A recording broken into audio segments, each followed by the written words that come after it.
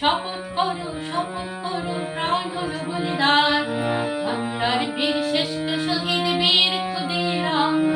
শপথ করো প্রাণ হলো বলিদান, বাংলার বীর শ্রেষ্ঠ শহীদ বীর ক্ষুদিরাম। আমাদের জমি